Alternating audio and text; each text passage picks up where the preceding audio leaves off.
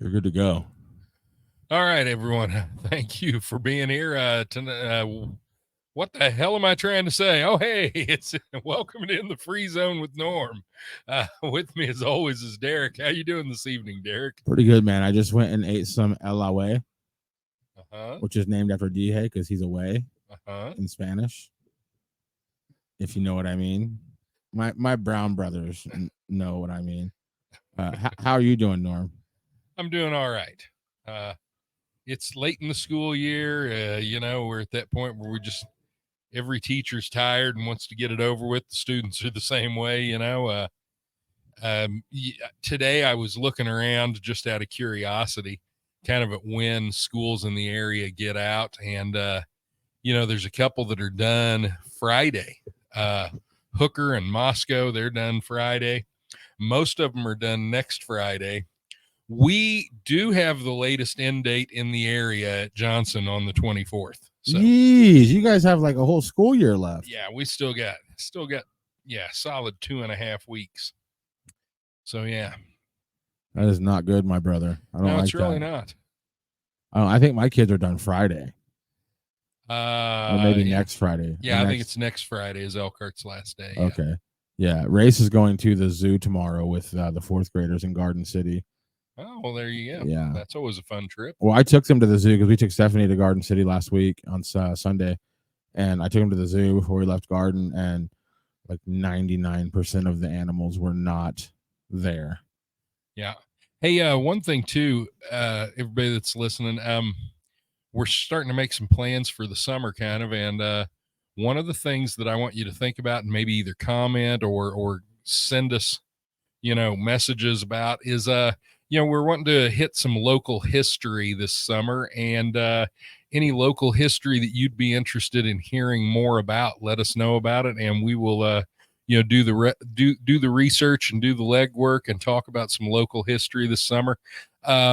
So let us know anything that you're interested in there. Another thing is we're trying to get more and more musical coverage, so let us know any musical topics that you'd be interested in hearing about as well. Yeah, and any local history buffs would be great. I know that Barb Iman is like pretty versed in Elkhart history. Right. I don't know if she would. I'm kind of off brand for her, I think, for the stuff I post, but I do think that the stuff that's in her brain, I'd love to figure out a way to get her talking, on a microphone and record that. But yes, please share the show out. We're here hanging out with Norm.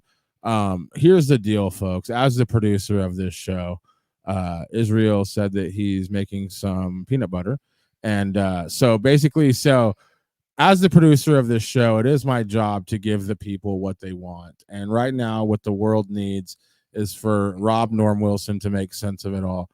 Norm, where is the clitoris? No, I'm just kidding. Who? I just forced you to take part in the Drake Kendrick Lamar. I mean, the Drake Kendrick Lamar rap battle that's going on. What are your initial thoughts? And you can't say I don't give a shit. Well, as I told my students, I don't know who either of them are, and I don't care. However, yeah, you made me get myself educated, so yeah.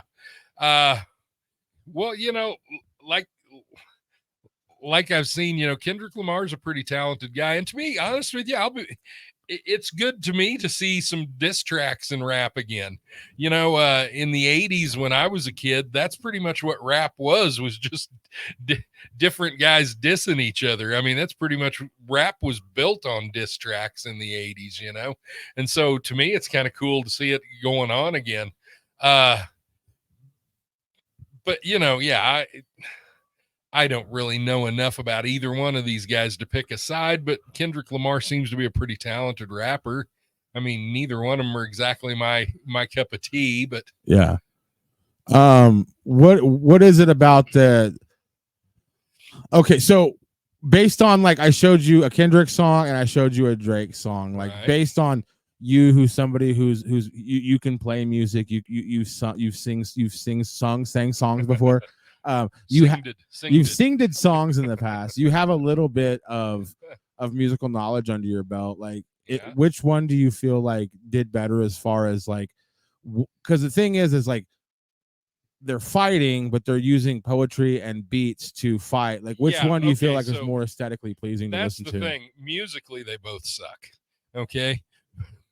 I mean, from my standpoint, I realize a lot of people love them. They're popular artists. Don't get me wrong.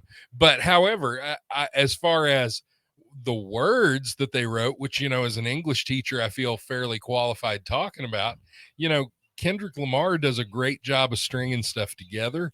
He makes what he's trying to say clear, so he definitely does a good job lyrically, so yeah, if I were going to pick one that I felt like was doing a better job lyrically, it would probably be Kendrick Lamar. Yeah.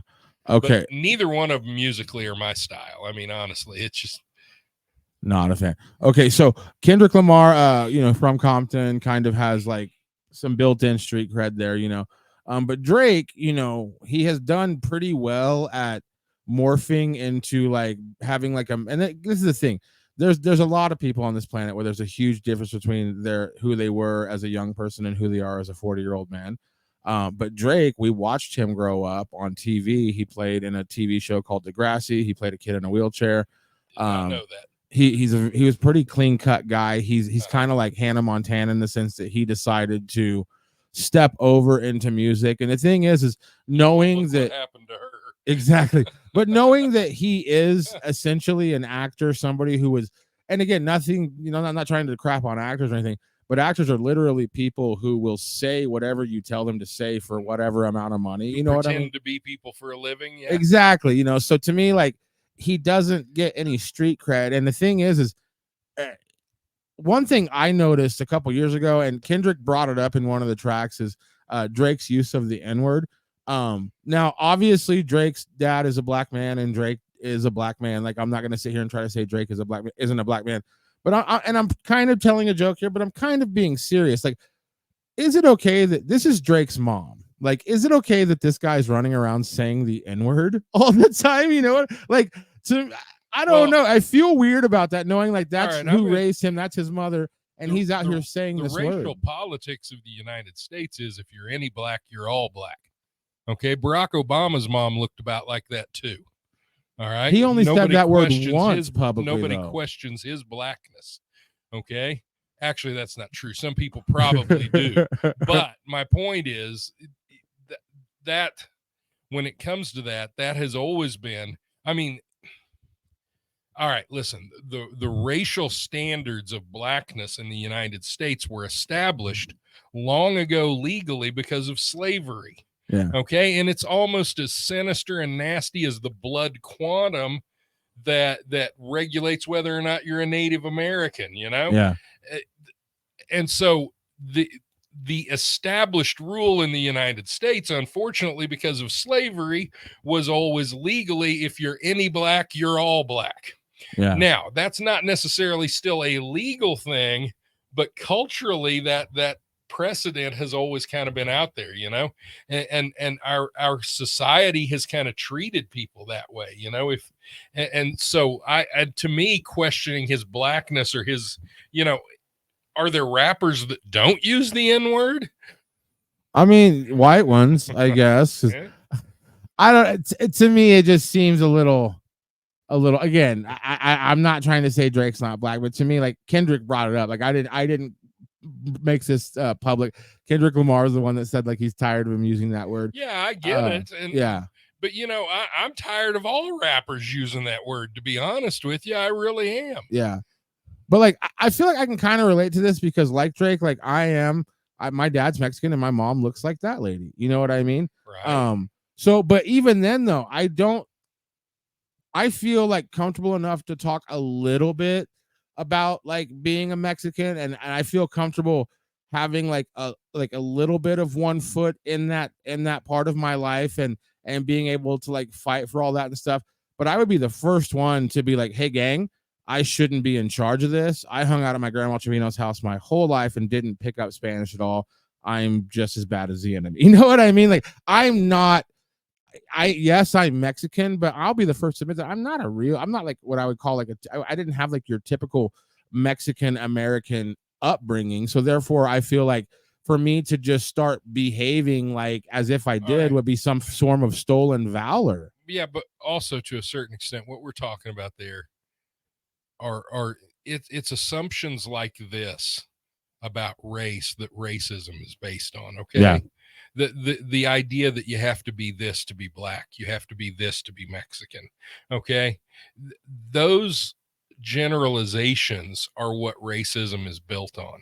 Okay. We need to get away from that. We need to look at people as people. Okay. To me, and not look at people as by, and don't get me wrong. I'm not saying we can't look at race, because race is something that a lot of people are proud of. Okay. And it's something, and there's nothing wrong with that. Yeah. All right. But for us to define someone by their race is what we should be trying to get away from. Okay. And for us to assume that in order to be Mexican, you have to be this, this, and this, or in order to be black, you have to be this, this, and this. That in itself is, those generalizations, that's what racism is based on. That's, I mean, I'm not going to say necessarily that it's racist, but it certainly is or can be, and so that's something that we've got to get away from.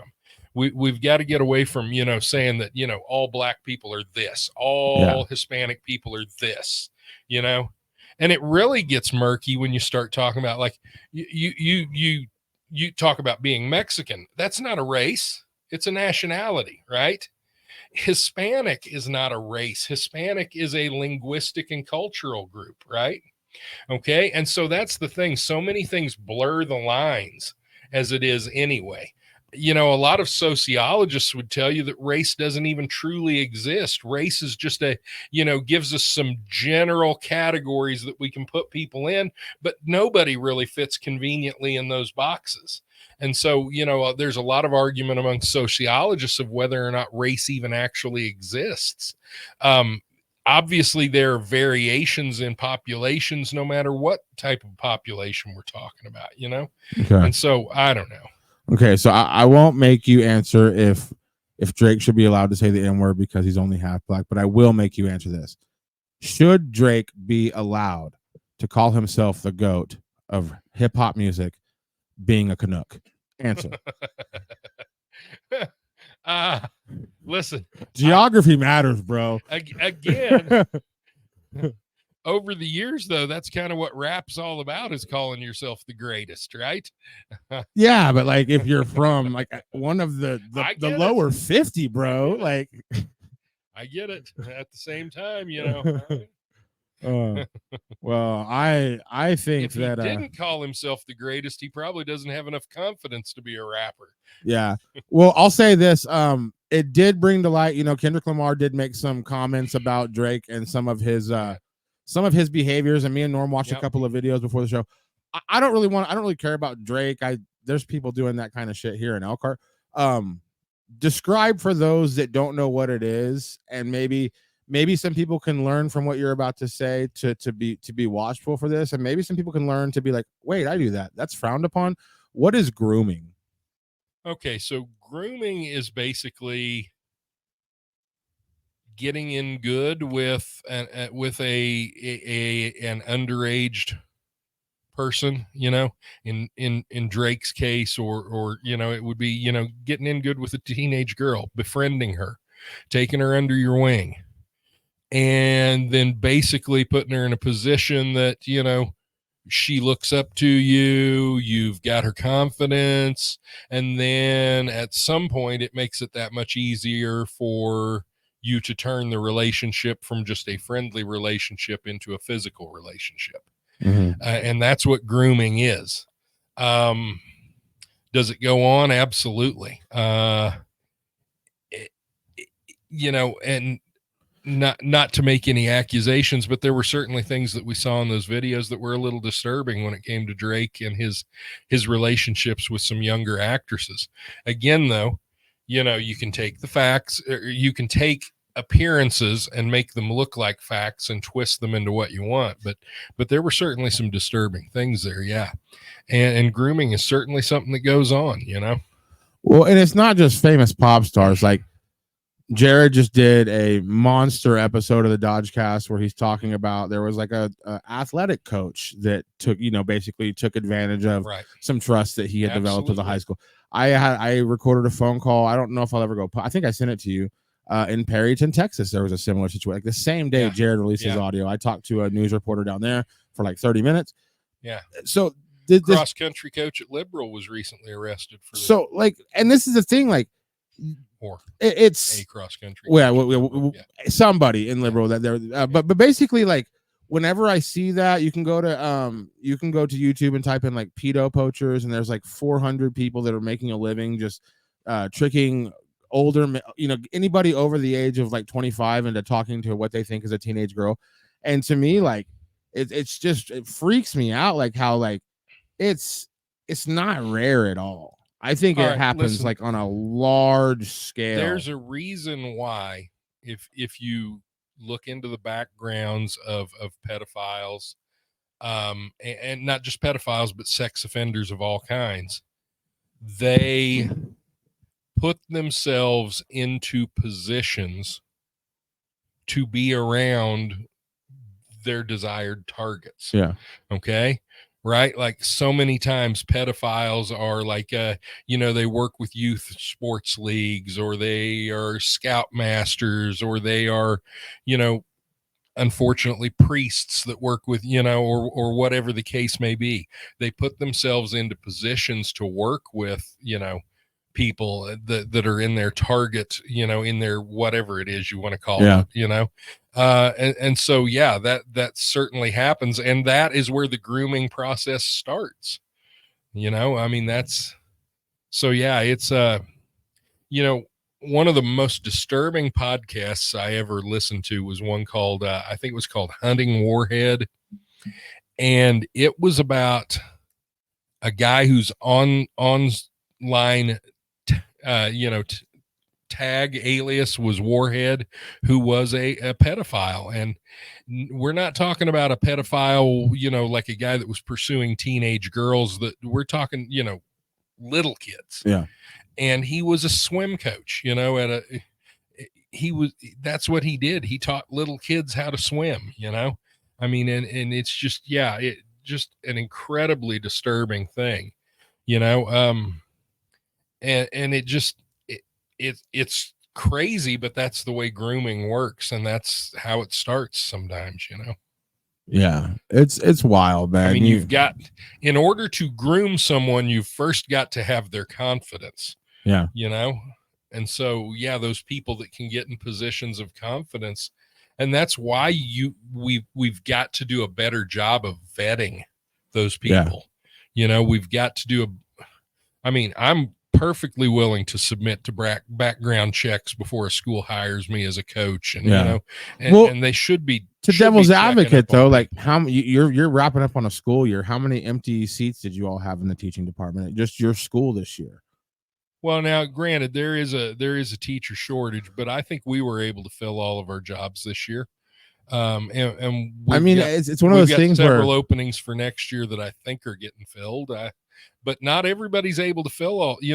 Elkhart had several jobs unfilled this year, and they. And by the way, I'm not knocking the people that they put in those positions, but they put people in some of those positions that are not necessarily certified, and they're having to work to get certified. And unfortunately, that's the way education is headed. You're going to have to find people and help them get their education to move up into those jobs, and do you I do want to talk about a bunch of stuff tonight, but just real quick on this topic, do you you being around like 7th graders and stuff, and you've been around kids for 30 years, do you like do you recommend, like, to your students in their downtime to continue learning anything? Like do you promote, like, hey, get lost on the internet for 5 hours and all right, because I guess, like, because there's learning in a school setting, and then there's learning, like, just on your computer or on your phone. Go ahead and talk. Listen, the best thing you can do to a student is instill a desire to learn in them, and that's the thing is, if a student has a knowledge or has a hunger for knowledge or a desire to learn, then that's a huge part of the struggle right there. At the same time, trying to encourage students to learn outside of the classroom is often kind of a losing cause, you know? So it's something that you have to just, you try to instill that desire in them and let them come to it on their own. You know, I'm not one that, I mean, what I try to do is get them interested in a subject and then kind of leave it hanging a little so that they will maybe go and check that subject out on their own, you know? Yeah. My kids and D-Hay all the time ask me questions, and I'm just like, you have a phone in your hand. Why are you asking me? You know, like, I don't think people realize, like, it's just like, hey, like, utilize that thing, you know, like, deep dive on anything. Granted, anything you read anywhere, you know, you have to take it with a grain of salt. A person wrote it, but I think learning is awesome. So anyway, we had some trouble here down at the end of March. A couple of ladies no longer with us. There's a big trial going on, and in the whole onslaught, there was media personnel all over the place, and she's this lady's now known as like Killer Granny, the Killer Grandma, the Grandma Killer. So it's turned into folklore and stuff. But one of the podcasters that came early on and did quite a bit of streaming was this Rock Chalk lady, and you said that people that you know are following her now. And it's not just, you know, you mentioned somebody, but like there's also a lot of people here. There's people that I work with back home media that listen to every show she does. Yeah. Do you think, why do you think people are listening to her? Because I want to talk a little bit about more what happened last night, but like, well, first of all, you know, we've talked about this a lot. It's morbid curiosity. Yeah. People listen to her because she's talking. Yeah. You know, and she's talking about what they want to hear. And, you know, she is not, I mean, basically they'll take listener comments and put them on screen and, you know, without necessarily filtering them, you know, and so a lot of wild theories and things like that get talked about. And I think people, you know, it scratches that itch, you know, that is the morbid curiosity. You know, I think people listen to her because of that. But would you call that like journalism or just well, no, she's not a journalist. She's a podcaster, maybe. I mean, you know, I guess that's what you'd call her. I mean, don't get me wrong. I suppose maybe she's trying to engage in amateur journalism, but but there's certainly no journalistic, I don't know. There are certain rules that journalists follow, and they're, you know, journalistic etiquette and journalistic integrity and stuff like that. And she's not trained as a journalist, so she doesn't know any of that kind of stuff, you know? So no, I wouldn't. I mean, she is in some ways filling the void or filling the purpose of a journalist, but she's certainly not a trained journalist by any means, which usually I'm not against. I think I love novice people that are novices. You can get a lot of creative things in people that don't know that there are rules they're breaking, and sometimes rules need to be broken. So and I, like I said, I've got nothing against anybody listening to her. You know, I understand they're drawn in by that, like I always say, that morbid curiosity, you know, and there's nothing wrong with listening to her. All I was saying is, you know, just be aware that she's not engaging in real journalism and you know, not only I would say more it's not even her so much. Well, yeah, it absolutely is entertainment. Yeah. And it's not just her so much as it is, you know, putting readers' comments up there and letting readers talk, listeners talk about different stuff. And there's no filter that, you know, like in journalistically, you would try to have some sort of a filter and make sure that something's true before somebody says it, you know, and so that doesn't necessarily go on. And it's not just her, it's any of those, you know, there are others that have been covering this case out here, you know, Carrie Moody's another name that pops into my mind, you know, and so there are several of them that have been covering this case, and that's the thing, you know, none of them are real journalists, and so things will occasionally get a little wild, and some people, that's what they like. That's a big part of the entertainment value and why they listen to them, you know. Well, I mean, me just like taking 5 steps back. The way I look at it is like they all have the common enemy. They want the truth and they want information and they want to Yeah, get to as close to the culprit as possible. But I feel like they're just shooting bullets willy nilly. sometimes. And yes, they do take down their target eventually. But like after they high five each other and say we're off air and get in All their right, vans and leave, there's like dead bodies laying everywhere. Like people that were had nothing to do with it, and well, because some person first of made an all, allegation. I just want to point, and this is not knocking any of these people, but there is no podcaster that was responsible for the arrests made in this case. Okay, that was investigation by the OSBI. All right, Right. no, No, I'm nobody not talking made about this. that. I'm Nobody talking made about this happen. I'm Nobody, talking about like took down their targets. the open door speculation machine that was the comment section. Well, yeah, That was just like basically it's before the arrest when it was just like, well, maybe this person did it. Like Mhm. to me, like that's the part where I don't have a problem with this lady at all. I haven't watched her show, but I haven't watched any news coverage except for like 2 headline news things.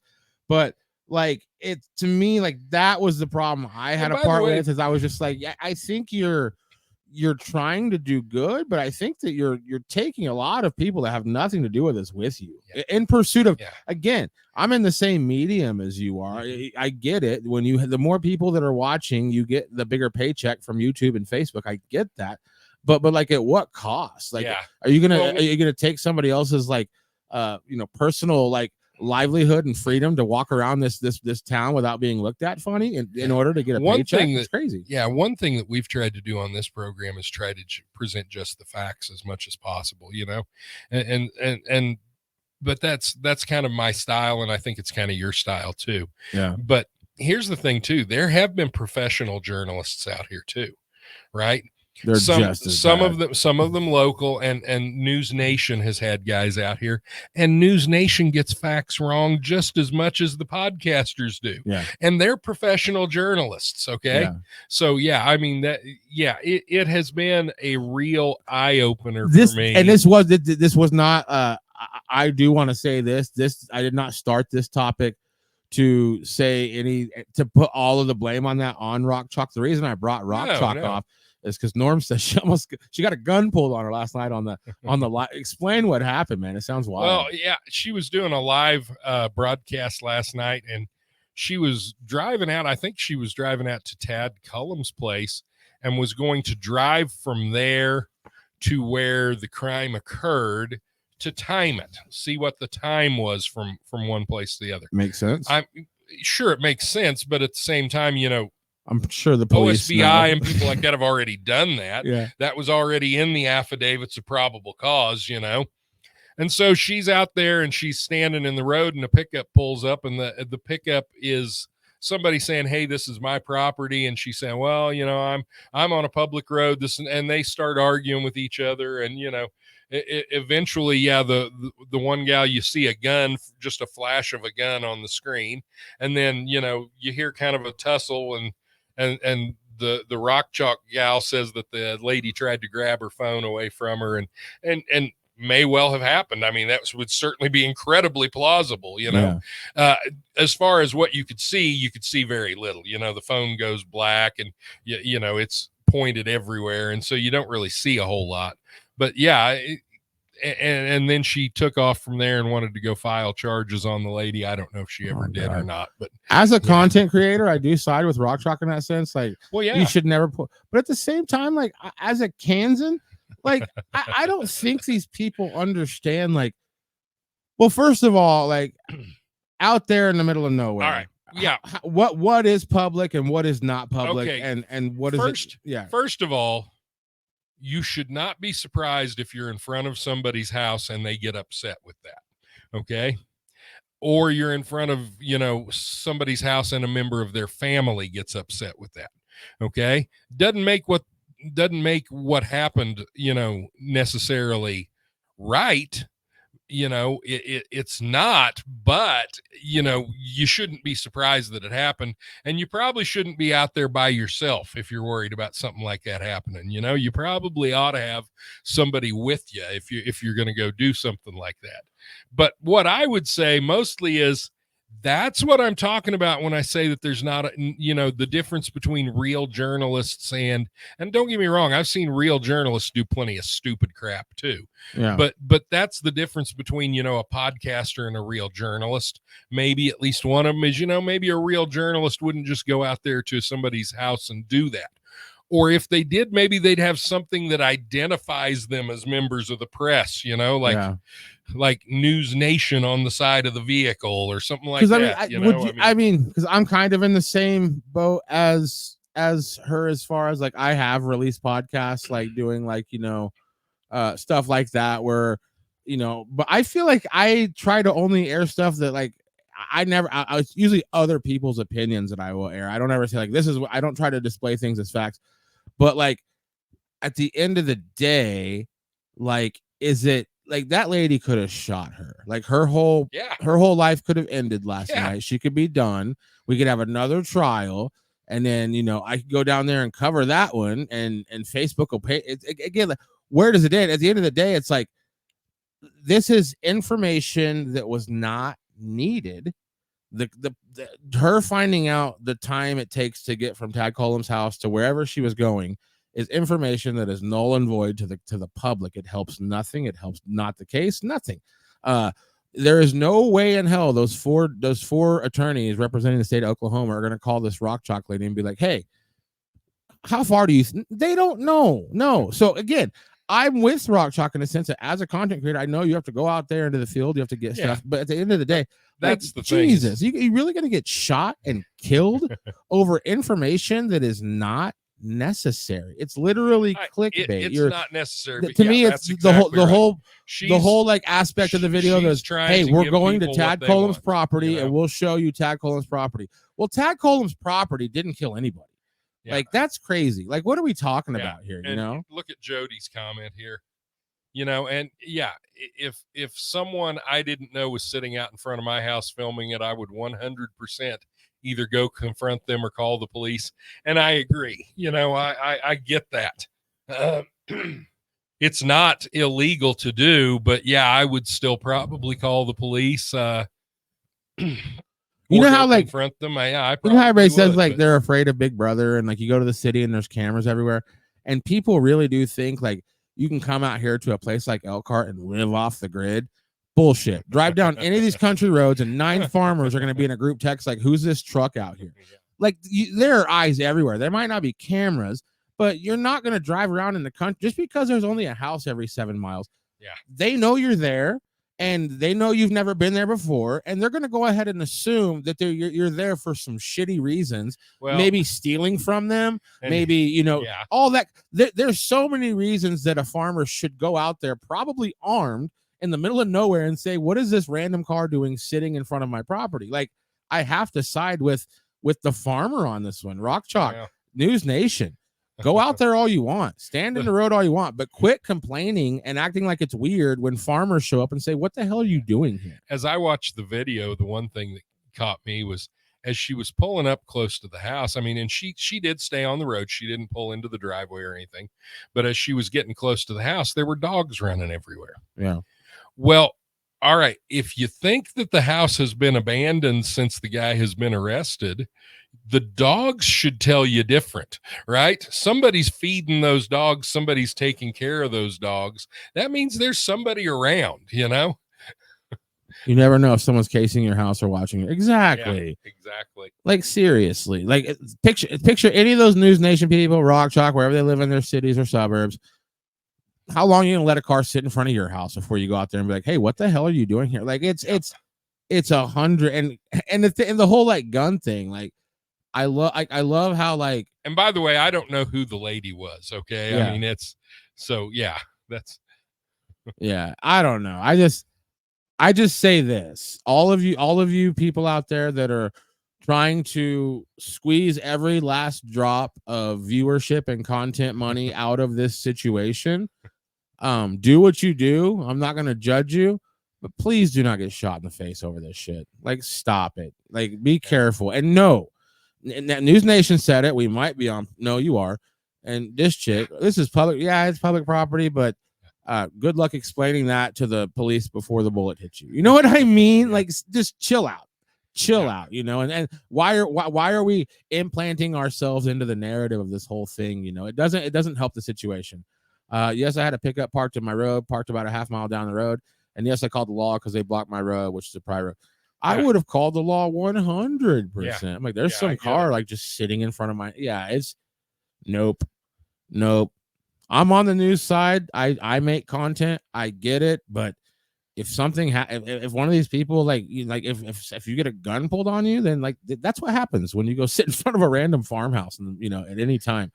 Norm, I was curious about I've been thinking a lot about you see a lot of the stuff that's going on in Ukraine, Russia. There's all kinds of wars going on all over the country. You see Zuckerberg and other guys building bunkers like man caves, we built this underground bunker. We can live under here for 9 years. It's like, what do you know that I don't know? My question to you is simple. Walk us through the process of everything goes bad, worst case scenario, and America needs to start slinging nuclear bombs all over the planet in order to hopefully preserve our life. Which I think that if we're doing that, we're talking about world domination. Yeah, I was gonna say, you're asking me what's the process for starting a nuclear war, right? What is the first 10-minute steps of the end of the world, basically? Okay. By the way, I read an interesting article the other day where they gave a a minute by minute breakdown of a nuclear war, and basically their conclusion was about 72 minutes to from the beginning of the war to the end of the war, and the end of the war is total destruction. About 72 minutes. As far as the U.S. goes, what it takes to launch the missiles is an order from the president, okay? But then the president has to authenticate his order, okay? So you have the nuclear football, and the president would go to whoever's carrying the nuclear football, which is always somebody very close to him, and they open that up, and in there's a card called the biscuit, and the president has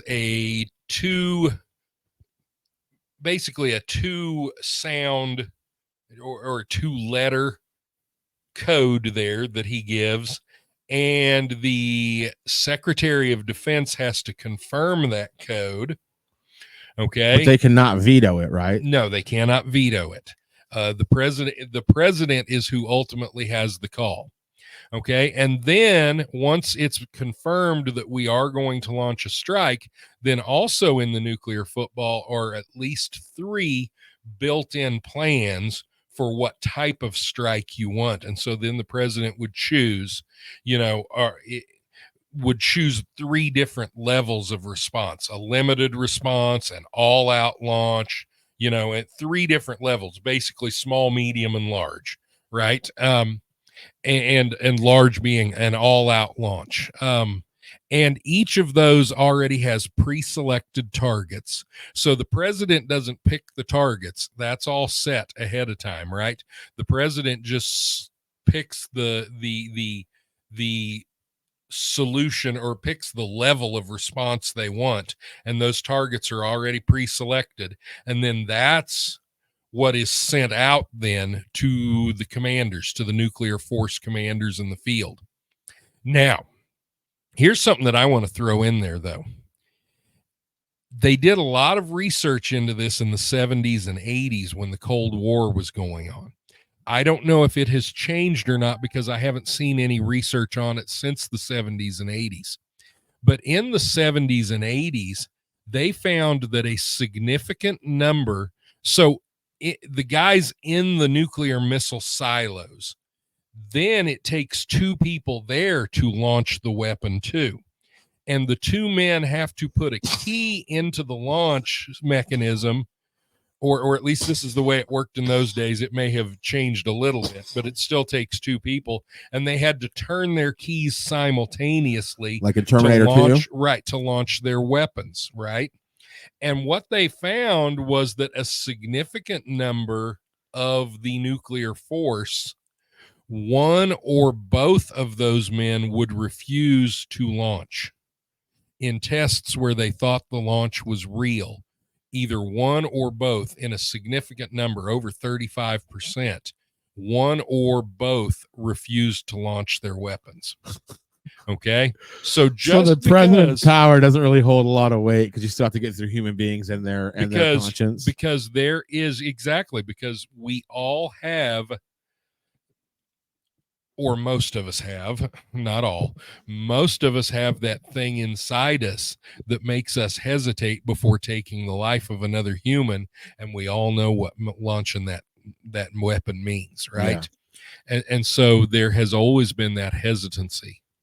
Do other countries have their same setup as far as like backup? They have similar setups. Maybe they not just exactly don't have rockets the same, that'll reach similar. us. And by the way, the Russians found the same thing, that a significant number of their nuclear force also would refuse to launch.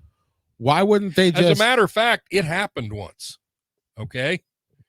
During the Cold War in, I think was 79, there was a malfunction in the Russians' system that read to them as though there were multiple incoming ICBMs. They gave a launch code to their commander, gave him a launch order, and the commander of the Russian rocket forces refused to launch, and luckily saved the world from a total global nuclear war. But one guy, basically, and it wasn't the president, it was the commander of their strategic rocket forces, he refused to issue a launch order and saved the world from a nuclear war, but defied the orders of, the people directly above him. And he paid the price for that too. They killed him? No, they didn't kill him, but I believe he was imprisoned for at least a while. Yes. Do you feel like you have to do that? And I don't remember all of the details of that. I can go back and look that up, and that could be something we could talk about later. Let's say you're president. It is something you can look up. Let's say you're president, Norman. You call the shots, and then you do have a guy. Like, what do you feel like you have to punish that? Well, it's certainly a fine line, as a chess move, like not because you want to, as a chess move. Okay, is it a bad precedent? He just saved us from a total nuclear war, but at the same time, he did defy the orders of his superiors, and you can't encourage that. No, you can't encourage defying the orders of your superiors, because he could have defied them the other way. You know what I'm saying? He could have gone ahead and launched when they were saying no. So yeah, it's a fine line to me. It really is. Yeah. Bonnie says, I think the general population of Germany participating in the Nazi war machine is part of what makes the Holocaust so horrifying. But I think a lot of that has to do with just really good marketing, aka propaganda. You know what I mean? Like the populace will believe what you tell the populace. There was plenty of propaganda. Okay. But and don't get me wrong, the dedicated extermination camps were mostly in Poland, and they were in Poland for a reason. But at the same time, the German people knew what was going on. Okay. They may not have known exactly what was going on, but they knew in a general idea. I mean, they knew in a general way that all these people were disappearing, and that all these people that were disappearing, by the way, they weren't just Jewish people that were killed in the Holocaust. Okay. There were plenty of others too. The Roma people, there were 6 million Jews that were executed as part of the Holocaust. Another 4 million, I think 3.5 to 4 million Roma people, gypsy people, although we generally try not to use the term gypsy because they don't like the term. So they were also, so they were also executed. As Bonnie's pointing out, homosexuals, not only that, but people of African descent. The French had stationed a lot of African soldiers in Germany after World War I. And a lot of the German people saw that as an insult. And so the offspring of a lot of those German soldiers were some of the people that were being rounded up and executed as well. Yeah. So yeah, there were a ton. There were 6 million Jewish people executed in the Holocaust, but that only made up about half of the number of people that were actually executed. And by the way, most of those were not executed in the death camps. Most of them were just shot, machine gunned into a trench or something like that. So yeah, the death camps accounted for a lot of that number. Is that crazy to think that like the death camp was the better route than what they did? Oh, it was not the better route, I don't think. Well, no. I mean, like obviously. Well, what if you survived it? What if you survived asked me it? Whether I would, you asked me whether I'd rather starve to death in a forced labor camp or be machine gunned into a ditch. But listen though. Since you do have Holocaust survivors, there are people like who did come out on the other side. Like, I guess just in a dark way, I'm saying like you look at pictures of those camps and you're like, that's the worst thing we've ever done. You're like, oh, that's just the ones that you should have seen what they did to the ones they didn't take to the camps. You know what I mean? That's exactly right. And the thing is too, there were two different types of camps. Actually, there were more than two, but there were the forced labor camps, and there were the dedicated extermination camps. Yeah. And the dedicated extermination camps, those were ones like Sobibor, Treblinka, Bergen-Belsen, Balzac, maybe. Anyway, most of the dedicated extermination camps were in Poland. And Auschwitz had ovens and had gas chambers and ovens as well. But Auschwitz wasn't just an extermination camp. It was also the central processing hub for all of these prisoners. And so the ones, though, that were just dedicated killing camps, that's all they did 24 hours a day, 7 days a week. Those, for the most part, were in Poland. And literally that's all they did. Train, they brought the prisoners in by train. They offloaded them, and they'd separate them as they came off the train. The ones that looked like they were pretty healthy, they would get sent one direction and they would become workers. The rest of them would get sent the other direction and they would go straight into, the way it worked with most of them, they'd go straight into what looked like a shower. They'd start taking a shower after they got, and by the way, they were stripped and all of their possessions were taken. Then they sent them into the shower. Once they were in the shower and got clean, then they would start to pump the gas into the showers. Okay. And then from there, the healthy ones would load them onto carts and take them to where they were cremated. In some places, those were ovens, but at Sobibor and Treblinka and places like that, they were just pits in the ground with railroad irons that were in there to stack the bodies on. They basically had railroad iron racks to stack the bodies on to burn them. And you talk about the horrors of war. That's the reason why we remember World War II. It's the reason why we've got to remember what happened there, is the absolute horrors of what happened there. I mean, literally bodies were stacked, hundreds and possibly even thousands of bodies were stacked in those things and burned like cordwood. And it was a constant process. It was going on 24 hours a day, 7 days a week. And the whole idea behind it was to exterminate undesirable people and whole populations of people. Let's talk about this. Anthony Honemeyer says Hitler got the idea from genocide from the way the U.S. government tried to get rid of the Native Americans. Have commentary to that after you take us. Anthony Honemeyer, resident Anadarko, Oklahoma listener, and the coolest guy. Now, Anthony, I am not. First of all, I'm going to condemn the way the U.S. government treated Native Americans. I'm not. I am absolutely not defending that. But what I am going to say is I don't know that Hitler needed inspiration from anyone else. I think Hitler had the idea of genocide pretty well in hand. Now, did the United States government in many ways commit genocide against the Native American people? Absolutely. Okay. But it was done in a different way. no less horrific. Well, because my thing is this: like at the end of the day, if you have a bunch of bodies, your biggest problem is how do we get rid of all these dead bodies, and they're all the same color and from the same area. Like to me, like that was my biggest problem with a lot of like the whole Dave Chappelle kind of danced around on SNL, but like I truly don't understand like why the Jewish Holocaust seems to hold more water than any other Holocaust, which there's been plenty.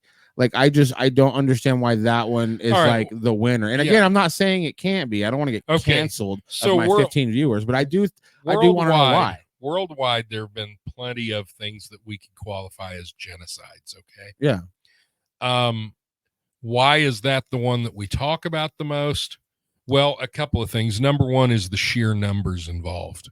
That's one thing. Second is the way it was done. Okay.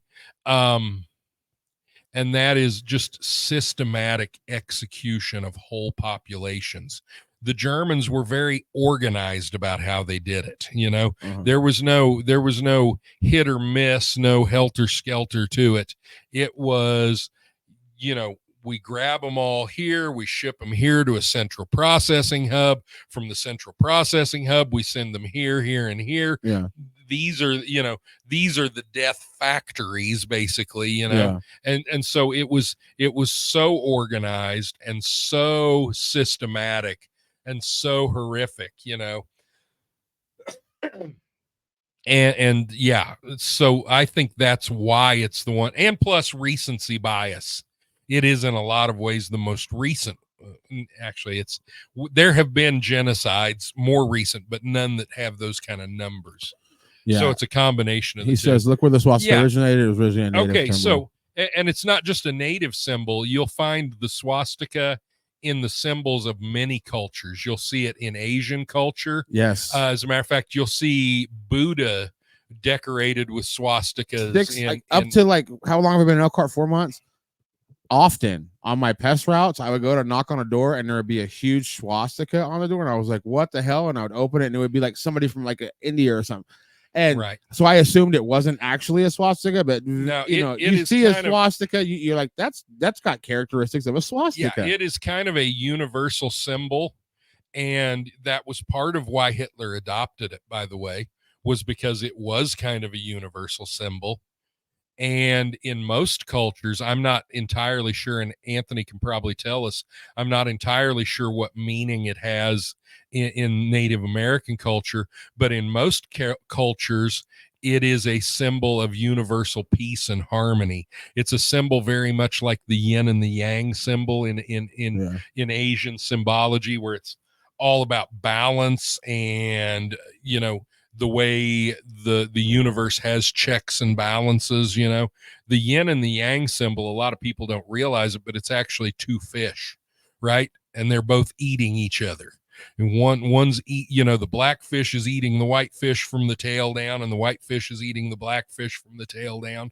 That's what the yin and the yang symbol is. It's a stylized picture of two fish eating each other. And the idea is that, everything's a circle, and that there should be this universal balance, good and evil balance out. All forces in the universe have to balance out. And the swastika has very, very similar meanings in most cultures to that. It's about universal harmony and balance in most cultures. I don't know for sure what culture it has in the Native American belief system, and it would be interesting, Anthony, if you knew that and you'd tell us. So yeah.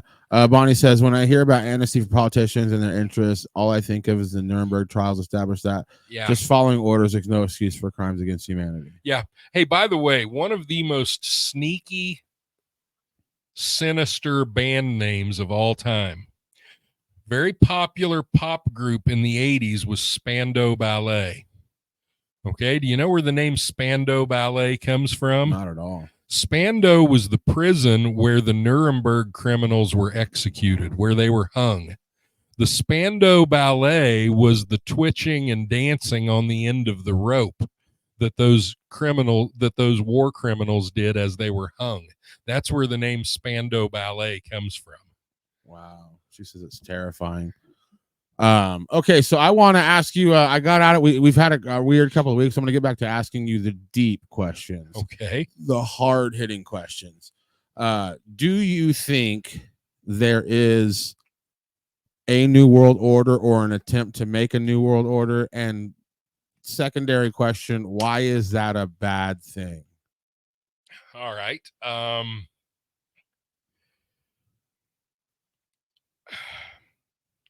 I know it would probably be better for this show if I believed in conspiracy theories more. So I think it's good that, but the thing is you don't shit on them like in the sense where that's stupid. Like I think that it's important to I don't to me you don't seem like somebody who's anti-conspiracy theory, but you're sitting at around 85%. Like that's probably bullshit, but I'll talk to you about it. You know? Here's the way I approach conspiracy theories is, most of them probably have at least a grain of truth in there somewhere, and some of them could be entirely true, but at the same time, that's such a grim worldview to just buy into every conspiracy theory that comes along. Okay, so the idea of the New World Order, which by the way, the when people really started to talk about it is when the first President Bush, George H.W. Bush, used that phrase in a speech. He talked about the United States leading a new world order. Okay, I think it was also the same speech where he talked about the 1,000 points of light and a kinder, gentler world and all that kind of stuff. And his idea was that the United States could lead the world into a new world order. What he meant by that was a more peaceful world, a kinder, gentler world. But a lot of people took that as having a much more sinister meaning, okay? And they tie that, conspiracy theorists then tie that in to all these other conspiracy theories. They tie it into the Bilderberger conspiracy, and they tie it into, the deep state conspiracy, and they tie it into all these other conspiracy theories.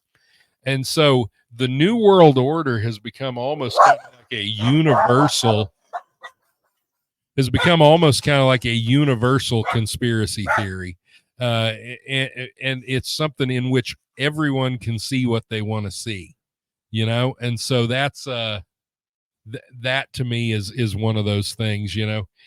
I see a new world order out there. Well, first of all, I don't see all that much order in the world, so no, I don't necessarily buy into the idea of a new world order. But why it would be a bad thing is the idea that the whole thought behind the New World Order is that there are shadowy forces behind the scenes running everything, and that the world's governments don't really run things, that it's a cabal of corporations and the church and all these different people that run things. And I get why people believe it, but to me it's a little too comprehensive, a little too all encompassing. I know that the world has a whole lot more entropy in it than that. And by entropy, I mean chaos. The world's not that organized a place, is what I'm trying to say. Yeah. All right. So Norm says the New World Order is real, and he said that Sting is thinking of joining. Oh, you mean in wrestling, right? WCW, NWO. Okay, so here we go. You had said that. Let me see. Oh, by the way, Poor Decision is going to be opening tomorrow at 5 p.m. Yeah, absolutely. 820 Border Avenue. It's at the old. Used to be called the Rig. There's going to be a lot of folks there. I'm going to be there. I'll be a little late because I have to go get Stephanie in Garden City. Go check it around out. like 4. Absolutely. But I'll be there around 8 or 9. And I'll probably try to swing by there tomorrow evening sometime too. And she's got her liquor license, so I say we just get shit house. Let's just it's no, I'm just kidding. No, I'm gonna eat some food. I'm gonna have about 19 Diet Cokes. Yeah. And then I'm gonna call it a night. But Poor Decisions will be open tomorrow night. So let's talk about this lady. Christy Nome. How do you say her name? That's what Anthony's asking about here too. We were going to talk about it, so I skipped some stuff. Yeah. Basically, she's basically a potential running mate for All right, Donald so, Trump, yeah. and she has a memoir where she said she shot Christy her dog. Noem. She is the governor of South Dakota. She was, up until very recently, looked like the front runner to become Donald Trump's running mate. She released a book, released her memoirs this week, and in her memoir, she had a couple of things that critics immediately jumped all over. One was she said that she'd met with Kim Jong-un, which was factually incorrect. She had never met with him. The other one, though, and the one that people have focused the most on, is she tells the story of shooting a dog. She tells the story of how, she had this pup and she took it out for its first hunt and it ruined the hunt. She describes how joyful the dog was, running everywhere and, and it doesn't sound like, she's getting ready to shoot it, but then she takes it home and she takes it down in a pit and shoots it. She claimed she explains that it's because the dog was killing chickens. It had killed some of the neighbors' chickens. It was not fit to hunt. She was worried about it with her children, and so she shot it. And then after she shot the dog, she went and grabbed a goat and shot it. She was just still amped up, or what's up? Supposedly the goat also. Nobody mentions the goat, but we mentioned the dog because dogs are pets and they're cute. She also talks about shooting a goat at exactly the same time because the goat kept butting her kid and knocking him down. Yeah. So, but the goat would have made delicious barbecue. Yeah. But no, she just shot it in the pit. So. Anyway, I'm joking that we remember the dog and not the goat, but she probably in some ways has committed career suicide by telling this story, and she was obviously proud enough of it to put it in her book. And that's the crazy part. I get that people sometimes do things like that, but most of us don't go out and talk about them. Most of us don't write them down in a book for the whole world to see. But is that a problem, what you just said, saying we all do it, but God dang, we would never say it out loud. I didn't say we all do it. You told me 2 hours ago you shot 7 donkeys. I've never shot a dog. Never shot a donkey. Have you read the book? Have you read the context of it? Like, why did she bring that up? Or? Yeah. Well, why she brought it up, I have no idea. Well, okay, but the context of why she did it's all right there. Raise your hand if you know a farmer who drowned puppies before because they didn't want. I mean, I know a few. And by the way, what Bonnie says, I've shot dogs for less. Both are justified by rancher code, and that's basically what Noam says in the book. Yeah.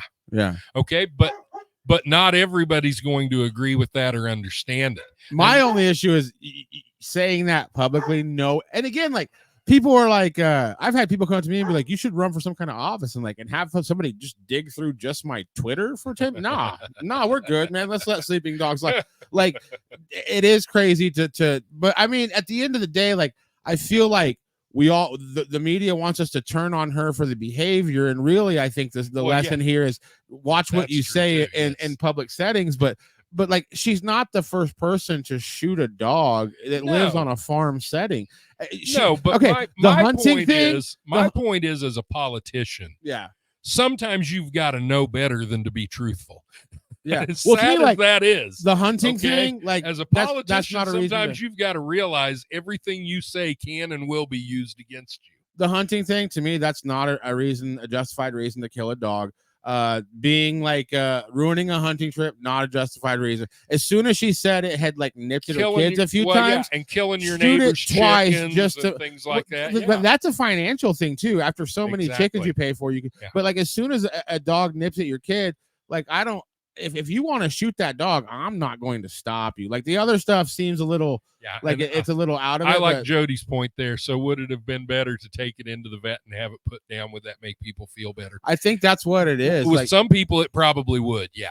But the thing is this, like, okay, so earlier to do a callback, we're talking about like having leaders who have that anybody can get elected and go in there. But when it comes down to, hey, the big dog says you and this guy you and this person have to turn the keys and end probably millions of lives in the next 70 minutes.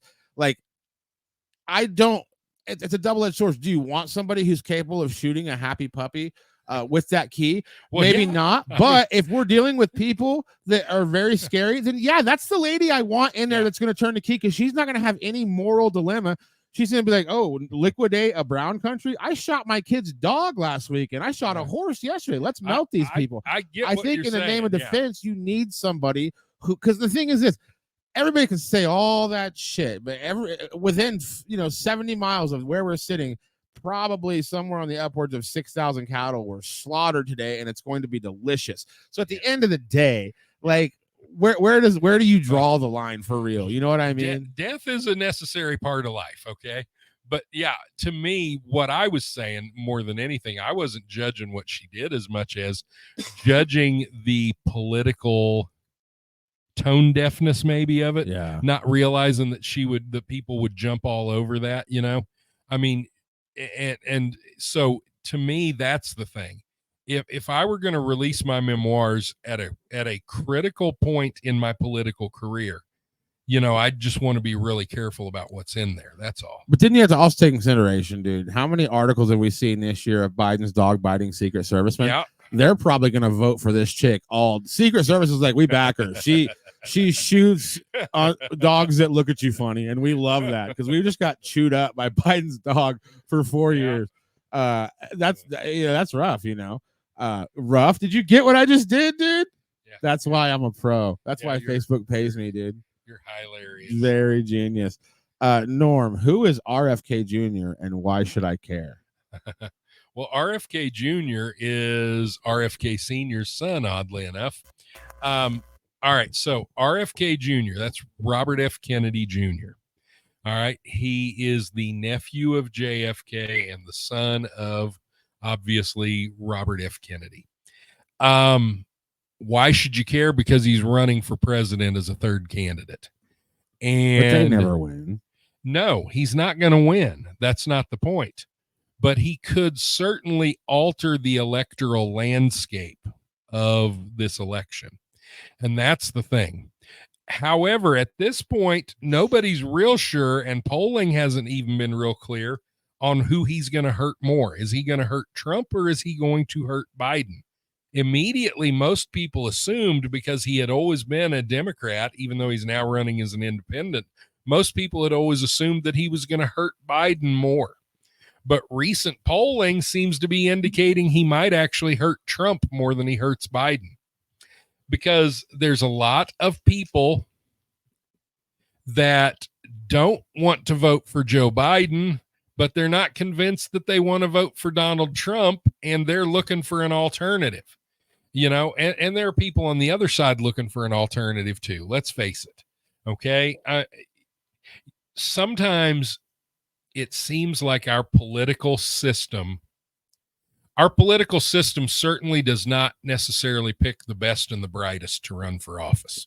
Okay. And sometimes it seems like exactly the opposite is true. South Park kind of had it right here a few years ago. They did a cartoon where they compared the election to a choice between a giant douche and a turd sandwich. And they were absolutely right. That's about how appealing our choices were as far as who to vote for president.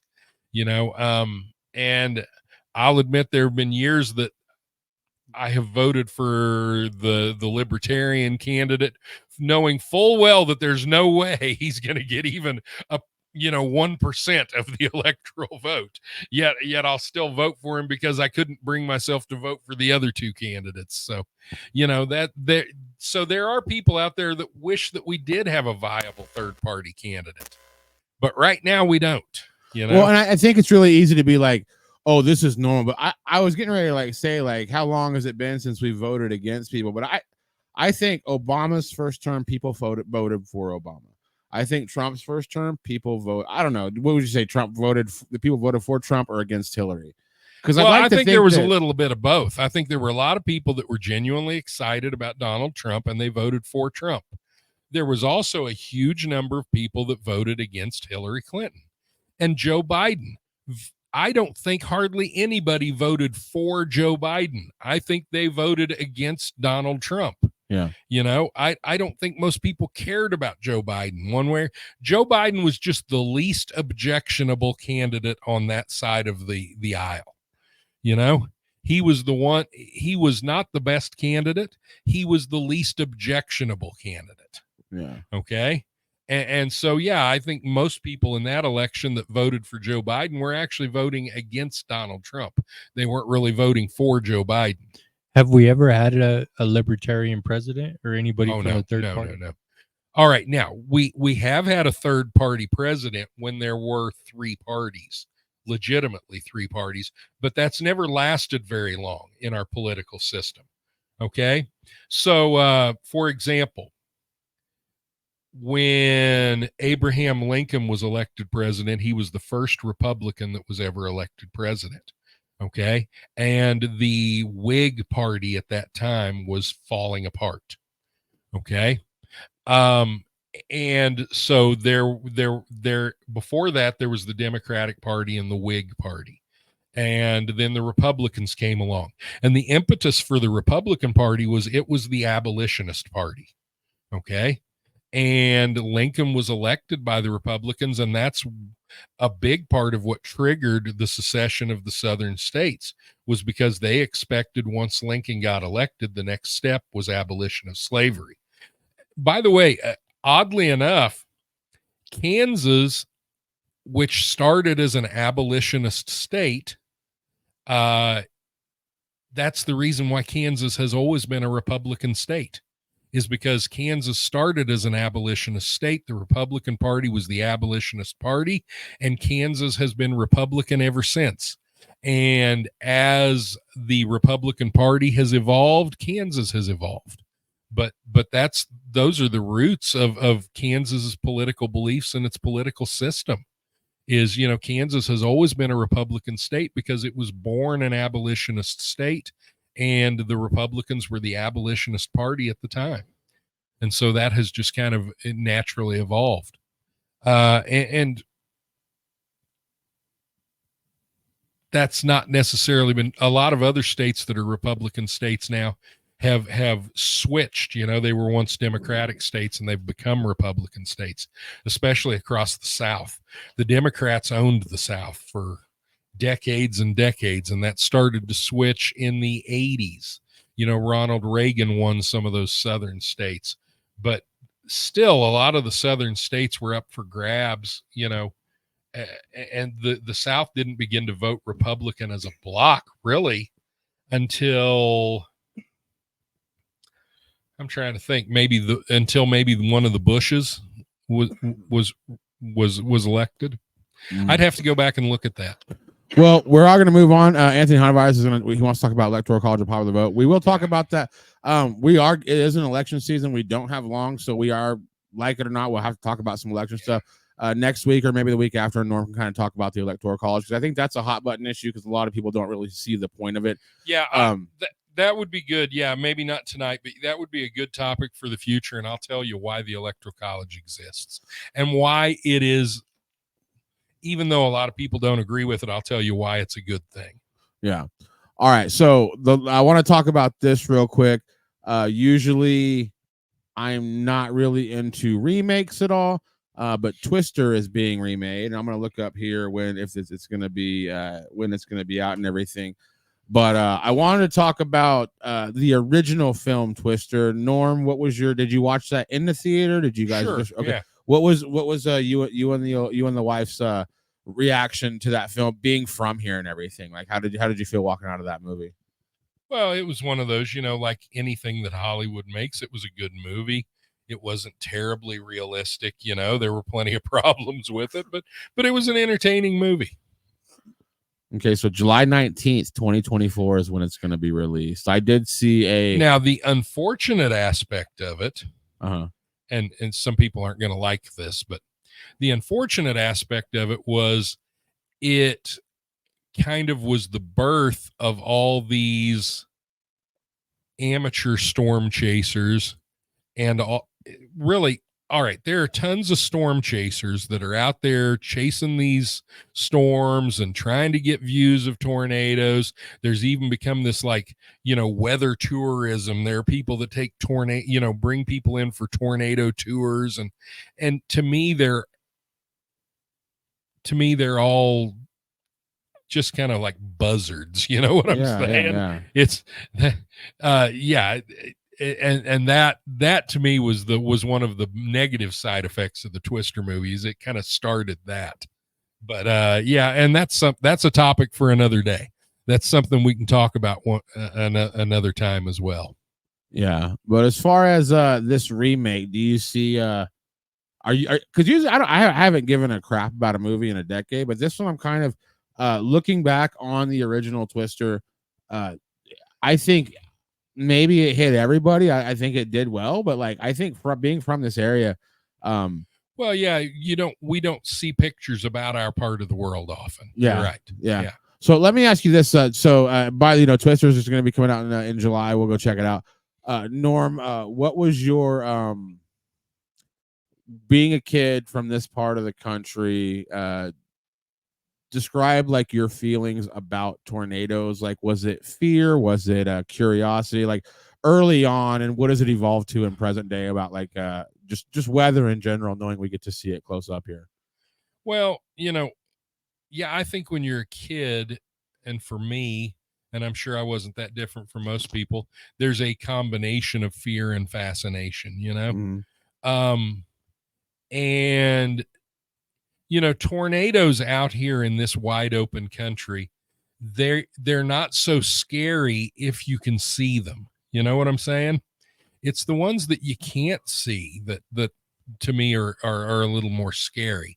If you can see the tornado, you can see it coming, you can tell, kind of what direction it's going. What we forget, though, is how deceptive distances can be out here. I can remember a few years back, the tornado sirens sounded here in town. We went out in the yard to look around like you do in this part of the world when the tornado sirens go off. And right out here, straight west of town, you could see a tornado, a pretty good sized tornado. My house is on State Line Road. I stood right there on State Line Road, looked straight down State Line Road to the west, and you could see the tornado straight out there. If I had to guess, I would have thought that tornado was 7 or 8 miles west of us. Okay. We watched that thing for 30 minutes, probably. Went back inside after it had dissipated, went back inside and watched the news. And the closest that tornado ever got to us was like 35, 40 miles away. Right. And yet, because we could see it, they were sounding the tornado sirens in town. And so, yeah, that's the thing. Out here, distances are deceptive. You know what scares me more than tornadoes? What's that? Hail and really strong straight line winds. Those scare me more than tornadoes, and they cause a whole lot more damage. And while they may not have as much of a reputation for killing people, they do injure just as many people as tornadoes do, and they cause a whole lot more damage. Yeah, I'm gonna post this picture. Anthony Hanavirus is in the chat, so this is the one that you sent me in the group chat. Oh yeah. How did Oklahoma fare? Because it looked like it was going to basically fall off the planet. There were some places that got hit pretty hard. Barnsdall would be the first one that pops to mind, which is up there by Bartlesville. But yeah, if you can show that picture, that would be great. Yeah, I'll pop that up right now. We got a few more minutes here. Okay, so what the picture he's going to show you is one I took. This was early on in the outbreak, and you can see 5 storms lined up. There we go. You can see 5 storms lined up, or you could if I were in the free zone with Norm logo wasn't in the way down there at the bottom. But each of those storms, if you look at them, notice how each of them have a V shape at the front of them. That's called a V notch. So at the top of the screen, you have a storm with a V notch. Right to its southwest is a storm with a V notch. To its southwest is a storm that is starting to develop a V notch. And then the two trailing storms down here are both already starting to show those two horns of a developing V notch. Okay. Now, on the back side of the storm, and you can already see it in the top one just above Enid there. If you go to the back of the storm from the V notch, you'll start to see a tail forming. And that tail will eventually begin to twist. And that's what we call a hook echo. And that is the sign of a tornado. And so you can already see that tail forming at the back end of that storm. And it's even starting to get a little bit of a hook in it. Now look down at the storm there at Watonga, okay, just north of Watonga. And you can also start to see that hook, that tail at the end forming, and the one straight west of Watonga, you're starting to get a little bit of a tail forming there. So when I took the screenshot of this, it was 6:20 p.m. The storms were just starting to fire up, but the comment I made, and basically I sent it to Jared Peterson as much as anybody, was, all right, we've got 5 potentially tornadic storms lined up in a row here. Okay. None of them were tornadic yet at that point, but they're all potentially tornadic. And within 5 minutes, the first tornado warnings started to be issued. And so, yeah, that it was pretty clear that was going to be a very active day. First of all, it was a high probability issued by the National Weather Service, and a high probability is only issued by the National Weather Service like maybe once every couple or 3 years. It's very rare to see a high probability of severe weather issued. Usually moderate or enhanced, things are going to get pretty nasty. But when they issue a high, that means they're very confident that things are going to get nasty. And they did. And at Barnsdall, last I heard, there was one person confirmed, one confirmed fatality, and another person still missing, and multiple people that had been injured and hospitalized. And those that were hospitalized, I think, were in Bartlesville, which is the closest hospital. And so, yeah.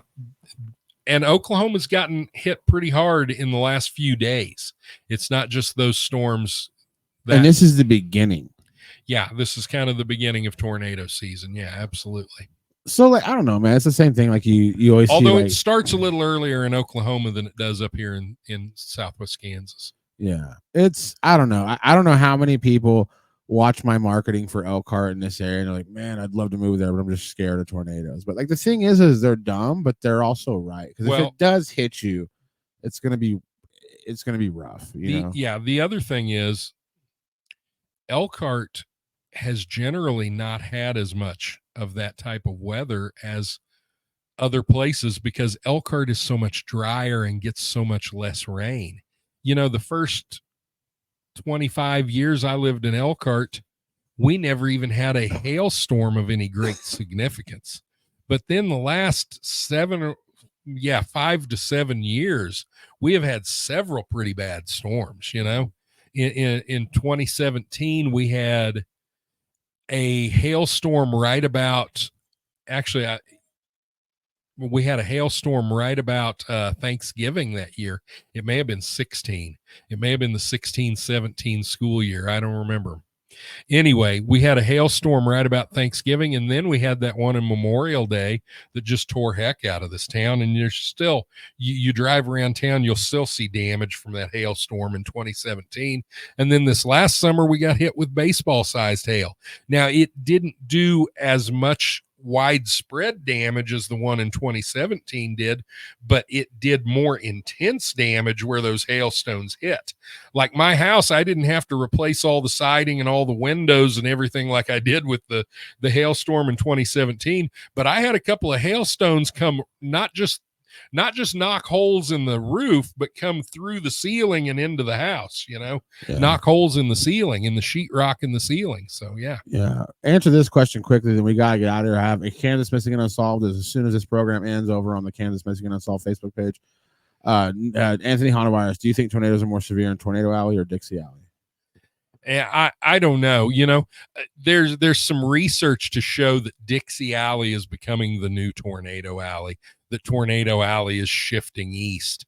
I don't know whether that's true or not. I think it's more, it's timing. Tornado season starts earlier there. I will tell you this, out here where we live in the high plains, we do not have the frequency of tornadoes that they do to the east, but the high plains leads the nation in the numbers of EF5 tornadoes. Big tornadoes we have more of out here. While we don't have as many tornadoes total, we have more of the big tornadoes. But here's the thing. Tornadoes now are measured by the damage they cause. And out here, a big tornado is less likely to cause damage because the towns are fewer and further between. And so a big tornado out here might spend most of its time in open country and never even hit a town. Although when they do, obviously it's devastating, but that's, so I think tornadoes probably, I don't think that there's a huge difference in severity between Tornado Alley and Dixie Alley, but the towns are more frequent and closer together in Dixie Alley, and therefore the tornadoes there tend to cause more damage because they're more likely to hit towns. They're more likely to hit people, population centers, because the population centers are packed closer together. You know, my mom lived in Wisconsin at one time, and you get east of the Mississippi and it's pretty amazing how close the towns are together, right? She lived in Benton, Wisconsin, and the next town was Cuba City, which the sign said it was 4 miles, but that 4 miles was 2 miles west and 2 miles north. And if you looked, Benton and Cuba City damn near touched each other, you know, with just like a cornfield in between them, because, you know, it was 2 miles this way and 2 miles that way. And that's how close the towns are together in some of those parts of the world. So, yeah. Well, we have to get out of here. Poor Decisions opens tomorrow, 5 p.m. Be there, support them, have a drink, have a beer, have a soda, have some food, play some pool, play some music. They have the outside patio is great. Me and D. went and checked it out yesterday. All the signs are up. It's ready to go. It's ready to rock and roll. And yeah, I think, is there anything else we need to promote for this week before next week's show? I don't think so. No, I don't think so either. Thanks for being with us. Yeah. And we'll see you again next week. Take it easy, guys.